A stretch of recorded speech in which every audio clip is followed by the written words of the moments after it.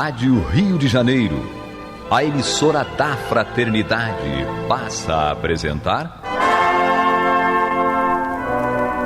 Luz na Penumbra, programa que leva ao seu coração a mensagem da doutrina espírita.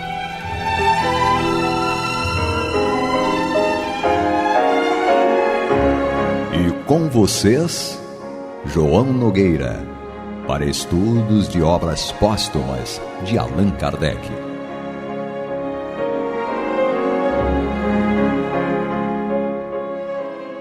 Bem, meus queridos amigos e irmãos, aqui estamos nós para o estudo do livro Obras Póstumas, agradecendo o carinho, agradecendo a atenção que vocês nos dão, e se vocês quiserem mandar um recadinho para nós, fiquem à vontade para mandar para o WhatsApp da Rádio Rio de Janeiro, que é o 21 98486 7633.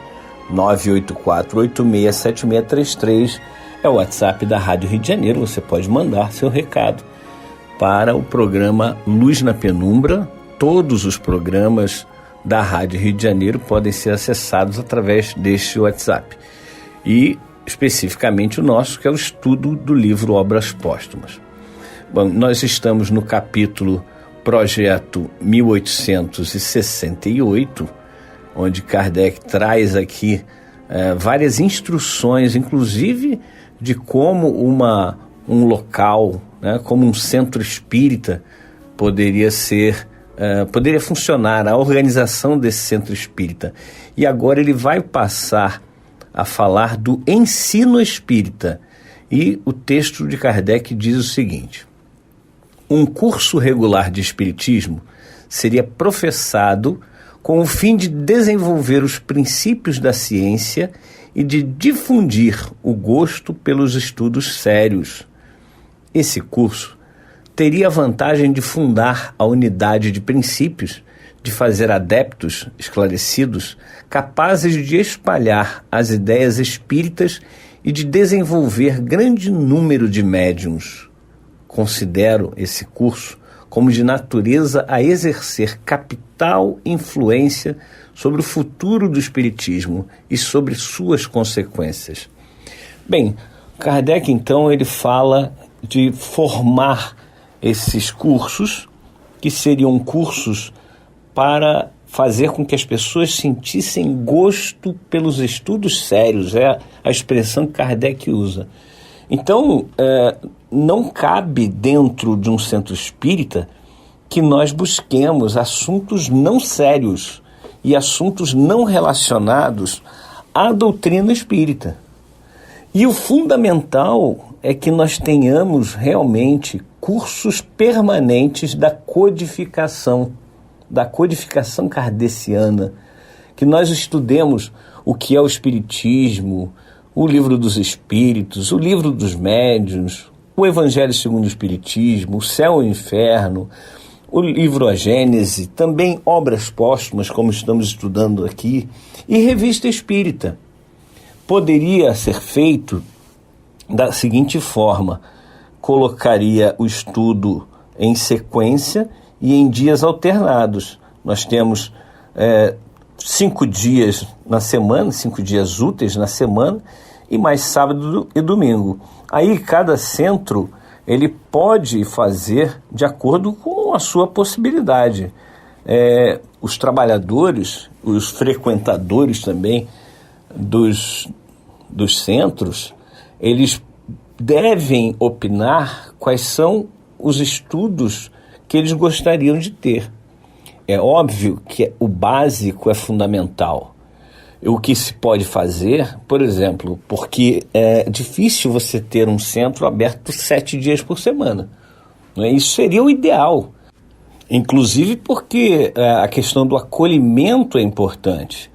Nós precisamos acolher mais. O centro espírita ele tem que ter essa faceta de acolhimento. Então, acolhendo uma pessoa que está passando por um problema, por uma doença, por um problema espiritual, que hoje em dia são muitos, ela vai ser acolhida no centro, vai ser encaminhada para o tratamento adequado e vai ser encaminhada, inclusive, para os estudos. A pessoa, quando vai para o tratamento, ela precisa passar pelos estudos. O estudo é fundamental, porque através do estudo a gente começa a perceber que o problema não está no outro, por exemplo, que o problema não é causado por alguém que me odeia ou que tem inveja de mim, alguma coisa assim, não. O problema é causado por mim mesmo. Se eu estiver equilibrado, se eu estiver bem, se eu estiver feliz por dentro, todas as coisas vão fluir bem. O corpo físico vai ficar melhor. Se acontecer uma doença no corpo físico, essa doença será tratada com muito mais facilidade pelos médicos e até mesmo o tratamento espiritual, porque através do conhecimento aplicado em nossas vidas é que nós realmente vamos nos libertando das amarras que nós mesmos colocamos em nossas vidas.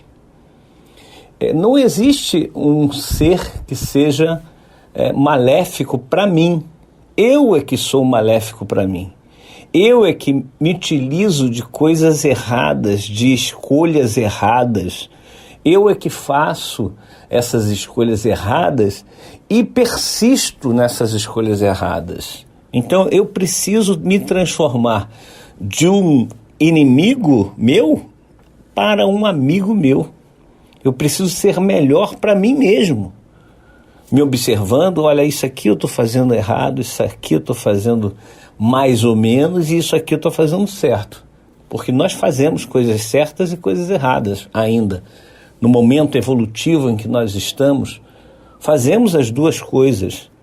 Então o importante é identificar onde estão os pontos errados. E estudando a doutrina espírita, nós conseguimos identificar isso, conseguimos perceber onde estão os pontos fracos que nós precisamos trabalhar para que nossos pontos fracos virem pontos fortes, virem virtudes, ao invés de, entre aspas, defeitos. Então é preciso fazer isso, é preciso trabalhar dessa forma, é preciso realmente nos empenhar. E esse curso, como diz Kardec, teria a vantagem de fundar a unidade de princípios, de fazer adeptos esclarecidos, capazes de espalhar as ideias espíritas e de desenvolver grande número de médiuns. Ao mesmo tempo que você acolhe uma pessoa que está com uma doença física, você acolhe também uma pessoa que está com uma doença espiritual, ou seja, que ela está sob a influência de espíritos não muito bons, não muito esclarecidos, digamos assim, né? Ainda sob a ignorância, esses espíritos vêm e com o interesse de nos fazer mal. Mas por que de nos fazer mal?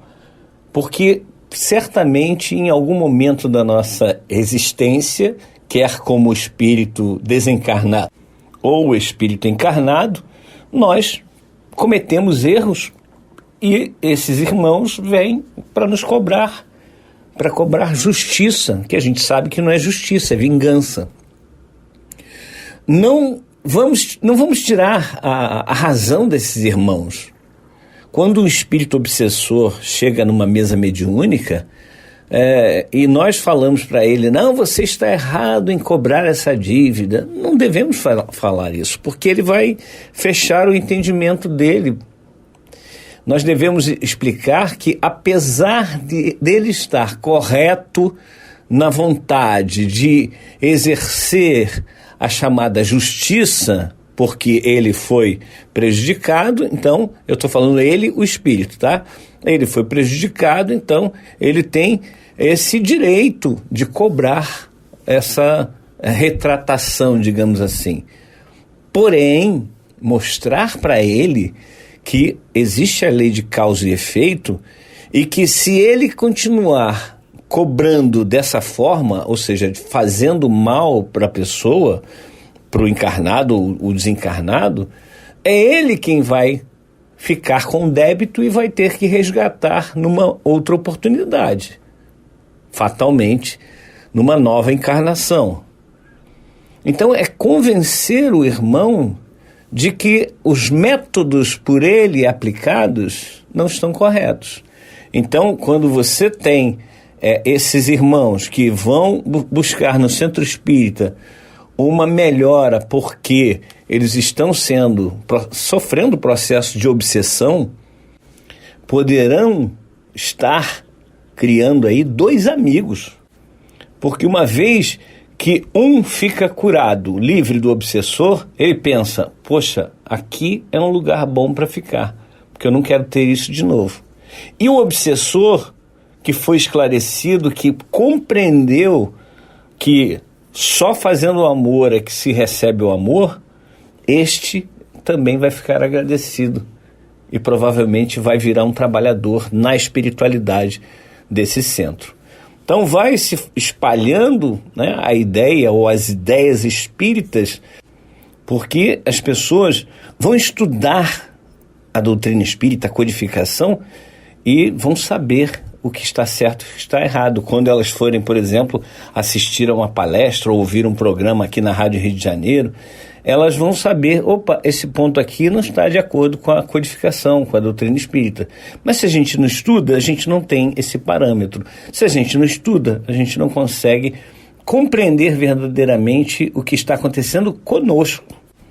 Finaliza esse parágrafo, Kardec falando: considero esse curso como de natureza a exercer capital influência sobre o futuro do espiritismo e sobre suas consequências.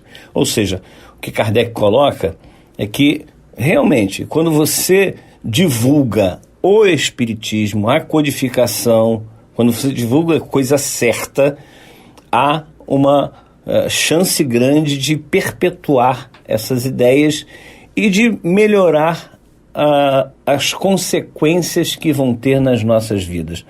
Essa doutrina é muito nova, tem pouco mais de 150 anos. Diferente de outras doutrinas, outras filosofias, inclusive, que já são milenares. Então, nós vamos estudando o Espiritismo, vamos aplicando em nossas vidas, vamos desencarnando, estudando lá na espiritualidade, reencarnando, aplicando aqui nas nossas vidas, e isso vai sendo cada vez mais aprimorado, e nós vamos realmente conseguir chegar a um ponto bom nessa nossa caminhada. Bom, meus queridos amigos e irmãos, este é o programa Luz na Penumbra, e nós estamos estudando o livro Obras Póstumas de Allan Kardec, aqui no capítulo Projeto 1868. E vimos aqui Kardec falar sobre o ensino espírita, e agora vem o tema publicidade. Diz o texto de Kardec: dar-se-ia maior desenvolvimento à revista, quer aumentando-se-lhe o número de páginas, quer tornando-se-lhe mais frequente a publicação. Agregar-se-lhe-ia um redator remunerado. Aqui são 2 parágrafos apenas nesse item. Eu gostaria de chamar a atenção que muitas vezes as pessoas perguntam assim: na Rádio Rio de Janeiro, por que tem tantos funcionários? E não tem tantos funcionários, são agora 20 e poucos funcionários, e eles se desdobram porque é muita atividade. Os voluntários não têm condições, não temos condições de ter voluntários em todas as áreas. Em algumas áreas, sim, são voluntários, e voluntários aqueles que realmente agarram o trabalho da rádio, do programa que ele vai trabalhar, e não deixam menos, porque fazem com muito afinco, com muita vontade. Agora, um jornalista ou uma pessoa que trabalha na mídia, né, nas mídias sociais, divulgando a Rádio Rio de Janeiro, o operador de áudio, não tem condições de ser voluntário, porque voluntário ele vai quando pode, ele tem outras atividades na sua vida. Então, às vezes, não pode vir à rádio. E o que ocorre? Nós, então, perderíamos essa força de trabalho. Não tem como ser voluntário, tem que ser profissional remunerado, tem que ser funcionário. A mesma coisa quando nós fizemos lá o trabalho do CASEC, o Centro de Atendimento à Criança Especial e Carente. Não podíamos colocar voluntários como fisioterapeutas, como fonoaudiólogos, como psicólogos. Por quê? A criança especial, principalmente, ela tem uma dificuldade, muitas vezes, de relacionamento. Autistas, por exemplo, têm uma dificuldade grande de relacionamento. E quando você coloca um voluntário e ele fica ali 2, 3, 4, 5, 6 meses trabalhando como voluntário e de repente ele recebe uma proposta de emprego em algum outro lugar e acaba não conseguindo dar continuidade ao trabalho que ele desenvolve ali no CASEC, no caso. E o que ocorre? Vai ter que ser trocado o profissional. Outro profissional tem que substituir aquele que não pôde mais ir. E a criança, então, tem um retardo no seu tratamento muito grande. Aquela criança, ou aquele adolescente, enfim, ele é acompanhado por um profissional. Esse profissional ele vai ganhando a confiança daquela criança, daquele adolescente, e de repente esse profissional que já ganhou a confiança do paciente, digamos, ele tem que sair, tem que ser substituído, e aí o outro vai ter um trabalho danado para poder conquistar a confiança novamente desse paciente.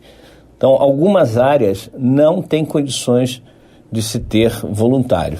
Seria bom se todos numa casa espírita, todos na Rádio Rio de Janeiro, fossem voluntários, aquele voluntário que se cobra, né, uma periodicidade, um voluntário que tem ali como se fosse realmente um emprego remunerado. Aliás, muito mais do que isso, né? Então, precisamos pensar muito bem nessa questão que Kardec coloca, que o redator, aqui nesse caso, da Revista Espírita, seria um redator remunerado. Kardec verificando que, nesse ponto, não teria como ser um voluntário. Continua, então, Kardec. Uma publicidade em larga escala, feita nos jornais de maior circulação, levaria ao mundo inteiro, até as localidades mais distantes, o conhecimento das ideias espíritas, despertaria o desejo de aprofundá-las e, multiplicando-lhes os adeptos, imporia silêncio aos detratores, que logo teriam de ceder diante do ascendente da opinião geral. Olha, Kardec propondo, nesse projeto 1868, uma ampla divulgação do Espiritismo. E hoje o Espiritismo é muito conhecido, principalmente no Brasil, mas em muitas partes do mundo, por conta dessa publicidade que se deu, pelo menos ao longo dos 12 anos de Revista Espírita. Foi muita coisa que foi publicada e disseminado pelo mundo afora, até chegar aqui ao Brasil, e muita coisa foi produzida, digamos, que ajudou a divulgar a doutrina espírita, e hoje o Brasil se transforma no maior país espírita do mundo. E isso é muito importante. Chegamos aqui a Viagens. Kardec, então, coloca esse título, Viagens, e ele vai descrever do que se trata. Diz ele: 2 ou 3 meses do ano seriam consagrados a viagens, em visita aos diferentes centros e a lhes imprimir boa direção. Se os recursos o permitissem, iria-se instituir uma caixa para custear as despesas de viagem de certo número de missionários esclarecidos e talentosos que seriam encarregados de espalhar a doutrina.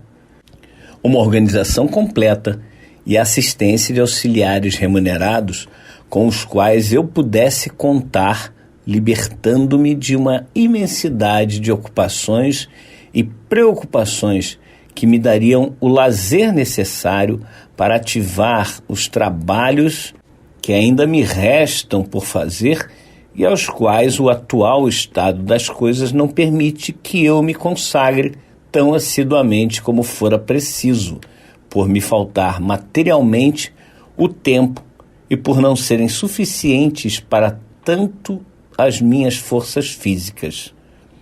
Se porventura me estivesse reservado realizar este projeto, em cuja execução eu teria de me haver com a mesma prudência de que usei no passado, indubitavelmente, alguns anos bastariam para fazer que a doutrina avançasse de alguns séculos. E aí nós vemos que Kardec, falando a respeito de viagens, não necessariamente viagens para fora do local onde se vive. Hoje, a facilidade, claro, naquela época era necessário, mas hoje a facilidade da internet e a pandemia veio nos ajudar muito nesse sentido. Nós podemos conversar com irmãos que estão muito distantes. Eu mesmo já participei de eventos, de palestras, em que as pessoas estavam, por exemplo, em Portugal. E naquele mesmo grupo tinha gente em Portugal, tinha gente aqui no Brasil, tinha gente em vários cantos. Na Rádio Rio de Janeiro a gente tem essa experiência. Muitas vezes nós recebemos mensagens de pessoas de fora do Brasil. Outro dia eu fiz uma palestra para Icó, no Ceará. Já fiz também na Bahia, sem sair do Rio. Então, essa facilidade melhorou muito. Agora, é preciso que os expositores possam realmente estudar a doutrina espírita, estudar a codificação, para que realmente falem com propriedade. Está terminando, é o último parágrafo agora. Ele diz o seguinte: a Constituição do Espiritismo, Allan Kardec a inseriu na revista de dezembro de 1868, mas sem os comentários que lhe acrescentou antes de morrer e que reproduzimos textualmente. A morte corpórea o deteve quando se preparava para formular os princípios fundamentais da doutrina espírita reconhecidos como verdades definitivas, o que os nossos leitores certamente lamentarão como nós, porquanto esses princípios teriam completado aquela Constituição por meio de apreciações lógicas e judiciosas. É o último manuscrito do mestre e nós o lemos com profundo respeito. E aí, no próximo programa, nós traremos a Constituição do Espiritismo. É um novo capítulo do livro Obras Póstumas que será iniciado na próxima quarta-feira, se Deus assim permitir. Antes de terminar o nosso programa de hoje, queria pedir desculpas por algumas vezes entrarmos com programas reprisados, repetidos, porque às vezes a condição de tempo é muito difícil e nós não podemos vir sempre à rádio para gravar, e aí precisamos de um local silencioso para gravarmos e mandarmos esse programa para a rádio. Então, pedimos desculpas por algumas vezes termos que reprisar programas aqui. Tá ok? Muito obrigado. E agora nós vamos passar para o próximo estudo, que é o da segunda meia hora, com a Marta Batista e o Antônio de Pádua, o estudo do Evangelho segundo o Espiritismo. Obrigado a todos pelo carinho, obrigado a todos pela atenção e nos vemos ou nos ouvimos no próximo programa, se Deus assim permitir. Você está ouvindo o programa Luz na Penumbra.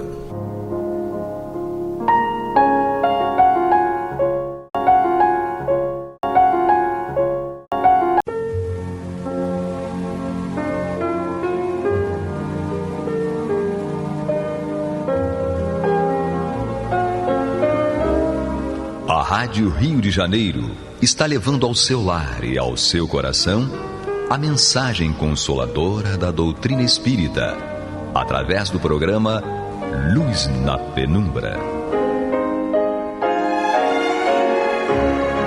E agora com vocês, Marta Batista e Antônio de Pádua Barbosa.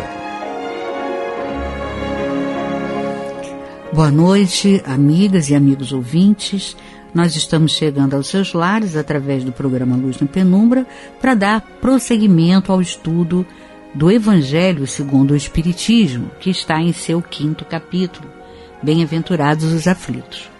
Para dar prosseguimento e refletir junto conosco esses temas que o 5º capítulo aborda, temos, como todos os dias, todas as semanas, o nosso Antônio de Pádua Barbosa, que vai nos ajudar a refletir sobre o tema Os Tormentos Voluntários. É uma mensagem que chegou também através de Fenelon em Lyon em 1860. E eu vou dar um olá para o Tony e pedir que ele inicie essa reflexão para que a gente entenda o que são tormentos voluntários, né? Os tormentos todos não são vindos com a permissão divina? Então, o que são tormentos voluntários, Antônio? Marta, a gente desconhece, na realidade, o que é a nossa vida, né? E, além dos tormentos que independem da nossa ação hoje, são consequência de ações pregressas, há aqueles que a gente busca agora. E por que faz isso? Porque não sabe que essas ações vão resultar em tormentos. Então, é isso que o Espiritismo está tentando nos mostrar, né? Para que nós cuidemos daquilo que estamos fazendo. Podemos usufruir de todas as benesses que há no planeta, mas temos que ter cuidado com certas coisas que fazemos que podem gerar tormentos no futuro. É disso que ele vai falar aqui. Ele diz assim: o homem vive incessantemente em busca da felicidade. O que é claro, óbvio e muito normal que isso aconteça, né? Que lhe escapa a todo instante, também é normal. Está buscando a felicidade escapole. Tudo bem. Porque felicidade sem mistura não existe na Terra. Ou seja, felicidade pura não existe. Já está até lá no Eclesiastes, né? A felicidade não é deste mundo.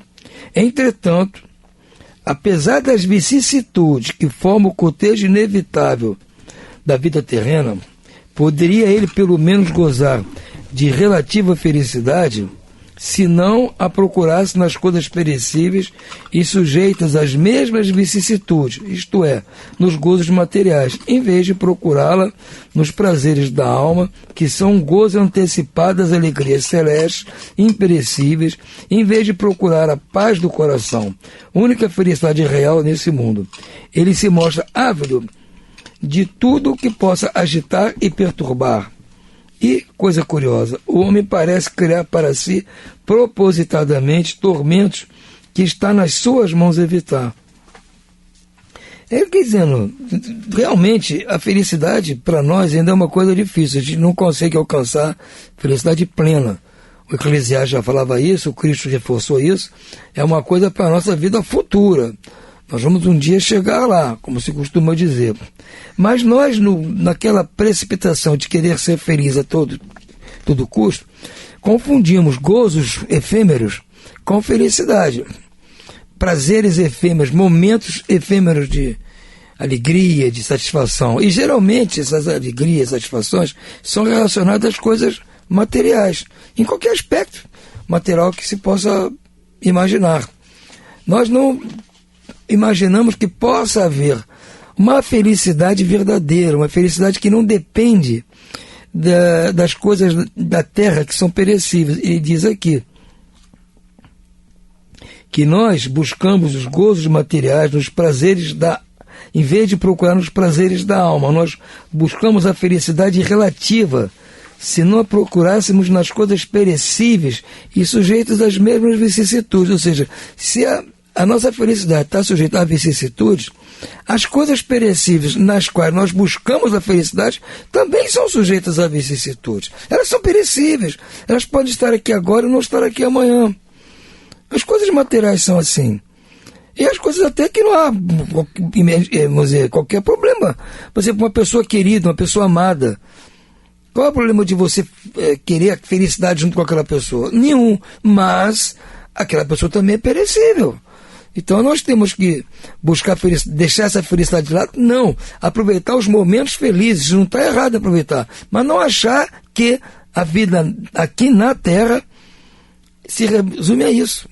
Nós temos que buscar outros prazeres que substituam esses prazeres efêmeros. Não vamos abdicar deles. Vamos completar os prazeres efêmeros com os prazeres verdadeiros. Como ele diz aqui, que é a paz no coração. Única felicidade real neste mundo. Por quê? Que adianta você ter tudo da terra aqui, dinheiro, fama, beleza, amor, tudo, e não ter paz no coração. Está sobressaltado, está preocupado, não é feliz. Você é ultramilionário que está super preocupado que vão lhe dar um golpe, lhe dar uma volta, vão lhe assaltar, lhe roubar. Então, como é que você vai usufruir das benesses que o dinheiro pode trazer se você está, o coração você não está em paz? Parece uma dicotomia, mas é isso que nós temos que ver. Todos esses casos que Kardec está tratando aqui neste capítulo, principalmente nessa parte aqui, do quase no final, é isso. É tentando mostrar para nós uma maneira diferente de ver as coisas. Aquilo que a gente acha que é um drama terrível, na realidade pode não ser, como a perda das pessoas amadas. Aquilo que a gente acha que Deus está errado, pode não estar, porque a gente acha que morreu muito cedo a pessoa boa e ficou aí a pessoa ruim. Não é bem assim. Então, está tentando nos mostrar que as coisas não são como a gente está olhando de cara.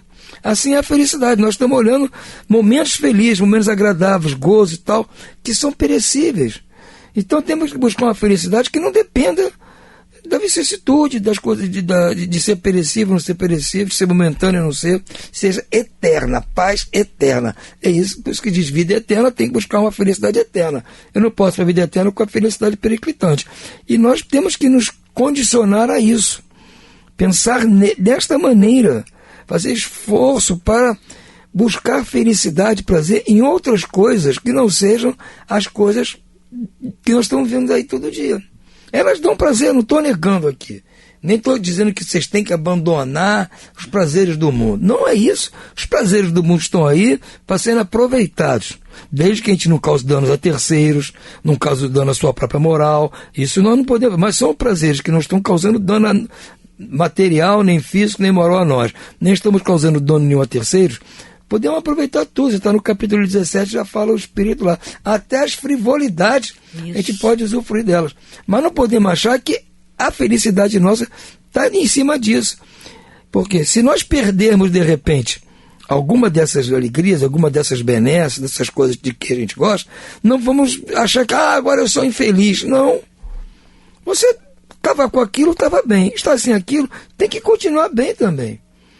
Tem que buscar. Então, se você estando com aquilo que você gosta e não estando com aquilo que você gosta, sempre você está aí com paz no coração, você vai ser feliz sempre, independente da situação momentânea que você esteja passando, se seja uma coisa muito boa ou uma coisa muito ruim.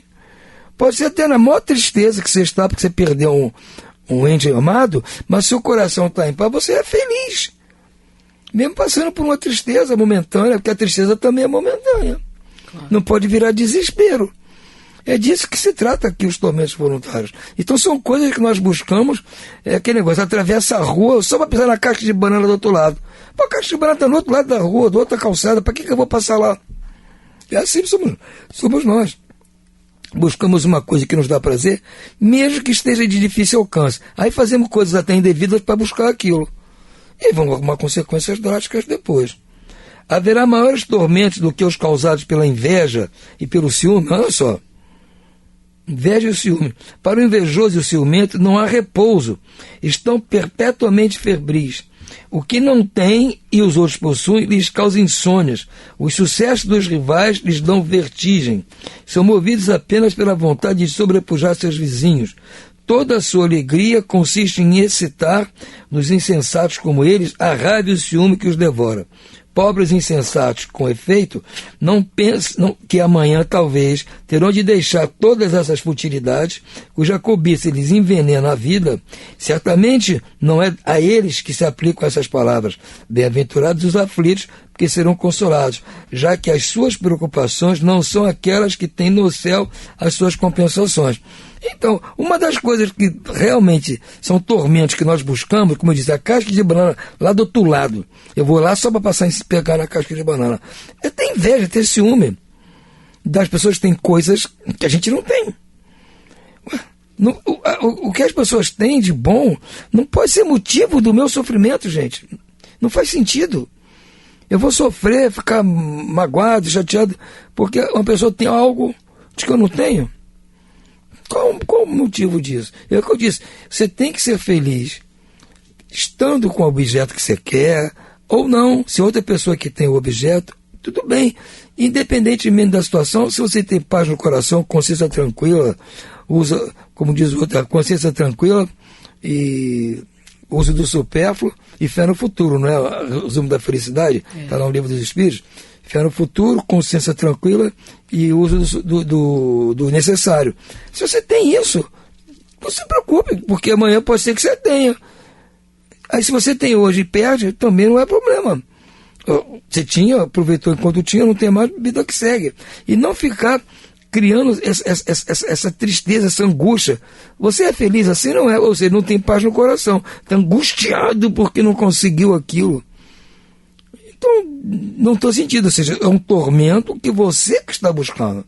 Se você pensar diferente, não agir assim, você não vai passar por esse tormento. Você pode até não ter aquele objeto seu de cobiça que pretensamente traria a você felicidade.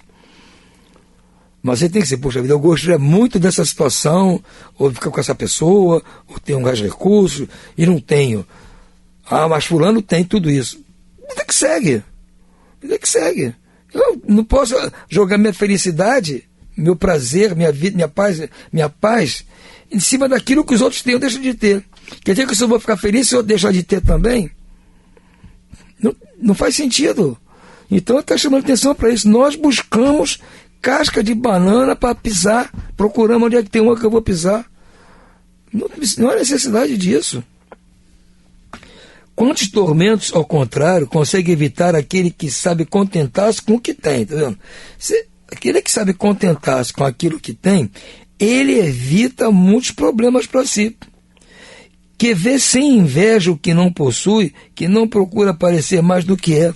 Se a pessoa sabe da sua situação, é assim, vive a vida assim, vive feliz, Marta. Vive. Mesmo que não... Pode ser o cara mais pobre, mais sozinho, até sem saúde, o que for, ele consegue viver bem, porque ele não está focado, botando a felicidade dele só em cima daquelas coisas. Ele tem que ter paz, consciência, paz no coração, viver tranquilo, buscar os tesouros no reino dos céus, é o que o Cristo propôs. Esse que faz assim, ou seja, evita ter cobiça com relação às coisas dos outros, contenta-se com aquilo que tem, esse é sempre rico, porque se olha para baixo de si e não para cima, vê sempre criaturas que têm menos ainda do que ele. Então, eu tenho muito pouco. É verdade. Se você olhar para cima, agora olha para baixo e vê quem tem menos que você ainda. Quem sonharia ter o que você tem. Então, gente, vamos nos contentar com aquilo que nós tenhamos. Vamos lutar para ter mais. Isso, tudo bem, isso é obrigação nossa. Buscar a felicidade, buscar a riqueza, buscar tudo que tem direito. Quer ficar mais bonito, fazer operação plástica, bota botox, faz implante de cabelo, né? Quem que faz? Tudo bem. É obrigação sua procurar o melhor. Mas agora, se não tiver isso, não pode ser motivo para você ficar triste. Ah, se os outros têm e você não tem, não pode ser motivo para ficar com inveja nem com ciúme. Essa pessoa é calma porque não cria para si necessidades quiméricas. E a calma em meio à tempestade da vida já não será uma felicidade? Ou seja, a pessoa que não fica procurando ter coisas que não tem, ela não cria para si coisas quiméricas, sonhos difíceis de serem alcançados, quando não impossíveis de serem alcançados. Então eu crio para mim um sonho, um desejo impossível de ser alcançado. Eu vivi atormentado a vida inteira porque não consegui alcançar aquele sonho. Então, quer dizer, quem é que está procurando ficar atormentado? Não sou eu? Então é muito mais fácil eu me satisfazer com aquilo que eu tenho. Ele diz aqui, é calmo quem se contenta com o que tem, analisa friamente as condições. Bom, eu não posso melhorar isso, não tem como modificar isso. Eu vou tentar viver bem dentro do que eu tenho, da situação em que eu estou, mesmo que não seja muito saudável, mesmo que seja de solidão, não importa. Eu vou tentar viver bem assim. Isso dá o que em você? Dá calma. Claro. Você tem calma, você não fica desesperado, não fica todo elétrico, correndo atrás das coisas, né, com sofreguidão, nada disso, você tem calma. Ele diz aqui, e a calma em meio às tempestades da vida já não é uma felicidade? Na hora que está todo mundo desesperado lá porque a tempestade está caindo forte, você está calmo, tentando resolver o problema da tempestade, tampando as goteiras, enxugando o chão, esperando, se não dá para sair agora, não dá para voltar para casa agora, esperar passar, esperar a enxurrada passar, está calmo. Já é felicidade, que no meio da confusão está todo mundo desesperado, você não está desesperado, você está calmo, aguardando as coisas mudarem, o vento virar, a sua sorte mudar. É assim que funcionam as coisas, aí você está calmo. Então você vai passar por aquela mesma tormenta que todos estão passando, mas de uma forma diferente. Porque esses tormentos, os sofrimentos são individuais, Marta. O mesma desgraça que abate sobre duas pessoas iguaizinhas, dois irmãos iguaizinhos, afeta um diferentemente do que afeta o outro. Sem dúvida. Cada um tem uma maneira de receber as encrencas e administrar a felicidade, no ponto de vista material. Porque muitos recebem uma fortuna, vamos dizer, dois irmãos recebem uma herança tremenda dos pais. Mesmo valor. Um vai agir bem com aquilo, vai ser feliz com aquela monteira de dinheiro, não vai ter sofreguidão, desespero, e o outro vai ficar desesperado com aquele dinheiro, acaba criando confusão para si, mesmo quando ele esteja com aquilo que ele sempre sonhou. Quero receber o dinheirão e tal, agora não vai ficar desesperado, preocupado com os outros vão falar, que vai ser assaltado. Não é uma vida assim. Então nós temos que buscar a felicidade dentro de nós, criarmos um campo vibratório para nós, um modo de viver que nos permita ficar calmo nas horas das tempestades, contentarmos-nos com o que nós temos, buscando melhoria sempre, mas se não alcançou ainda, vamos com calma que vamos alcançar. Se não alcançar, tudo bem também, não era para mim, vida que segue. E que estaremos sempre melhorando, você pode ter certeza que você vai estar sempre melhorando em relação ao passado. Sem dúvida alguma, até porque você vai ter mais calma para pensar e vai ver as oportunidades que quando você está com raiva, com ódio, com inveja, você não consegue nem ver as oportunidades que passam pela frente. Então, gente, ele está mais do que certo aqui, dizendo, olha, cuidado com os tormentos voluntários. Basta para nós os tormentos causados pelas coisas mal feitas por nós no passado. Quando buscamos coisas quiméricas e arrumamos uma encrenca para nós, estamos hoje pagando. Então não vamos buscar mais para o futuro. Esse é o recado aqui do nosso irmão Fenelon, que eu considero muito importante, Marta. É verdade. Ele, assim como na mensagem anterior, né, ele nos trouxe profundas reflexões, né? Muitas vezes, como você bem falou, né, as pessoas têm tanta coisa, como receberam até uma grande herança, e, no entanto, um vai administrar aquilo bem, com calma, vai ser feliz, né? Até às vezes nem produzindo tantas coisas materiais, mas vai ser feliz. Ao passo que o outro, na sofreguidão, no medo de ser roubado e etc., acaba sendo infeliz, né? Porque ele não produz a calma necessária para ele administrar aquela alegria, aquela felicidade. Então, está tudo dentro de nós. É preciso que a gente encontre essa tranquilidade, essa paz e essa felicidade com aquilo que a gente tem, né?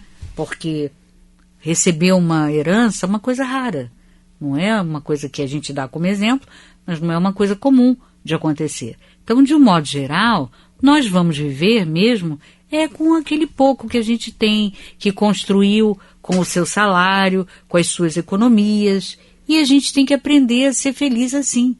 É claro que não está errado você se esforçar para buscar uma melhoria, para buscar ficar melhor, para ter mais recursos, para ter uma vida mais tranquila, né? Claro, isso não é errado. Você deve buscar. Porém, se você buscou, tentou e não conseguiu, que você tenha tranquilidade para vivenciar daquela maneira. Né? Porque, do contrário, você automaticamente, mesmo que não queira, você estará promovendo dentro do teu coração inveja. Né? Inveja, porque você já entra num patamar não de querer buscar o melhor, mas sim ao de querer o que os outros têm e que você não conseguiu. E aí você entra no campo, né, do ciúme, da inveja, como ele fala aqui. E aí, lógico, você não vai poder ter paz, com certeza. Então, que a gente consiga, existe uma diferença, porque muitas às vezes confundem e dizem, existe uma diferença entre você se acomodar e não buscar a melhoria, a felicidade, o progresso, e em você tentar fazer tudo que é possível, que é lícito, né? E não conseguir. Bom, então, se eu tentei, eu estou com a minha consciência tranquila de que eu fiz tudo que devia.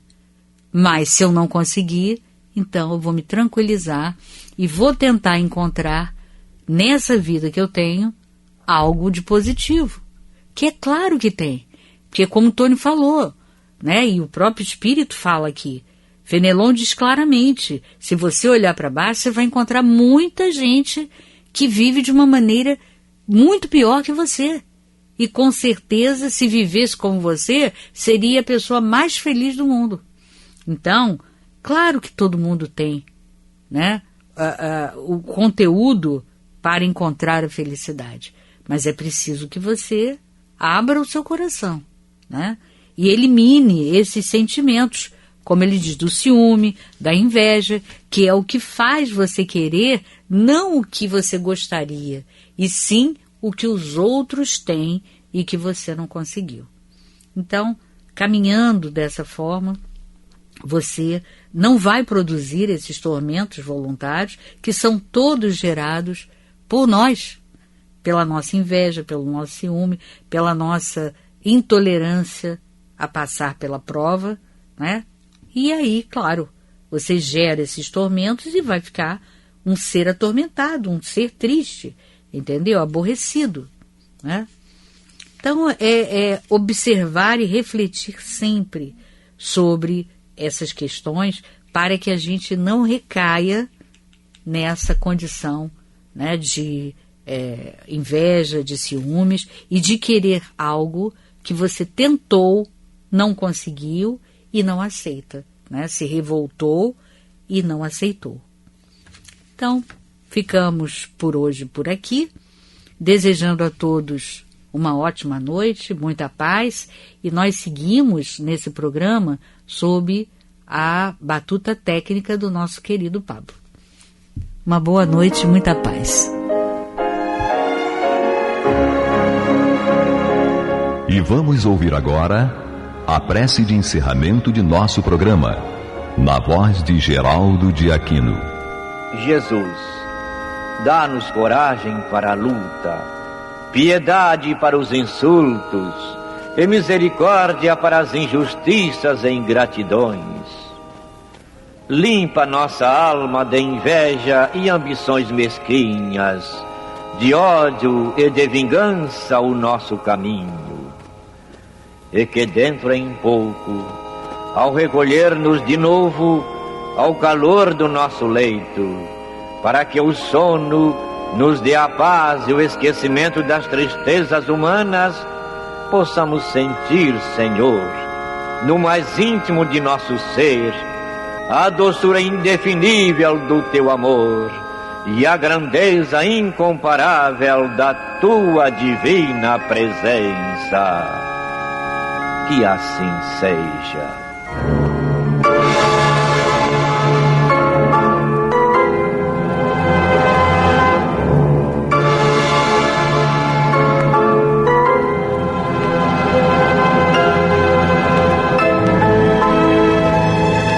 Acabamos de apresentar o programa Luz na Penumbra, que voltará a ser apresentado amanhã às 21 horas nesta emissora.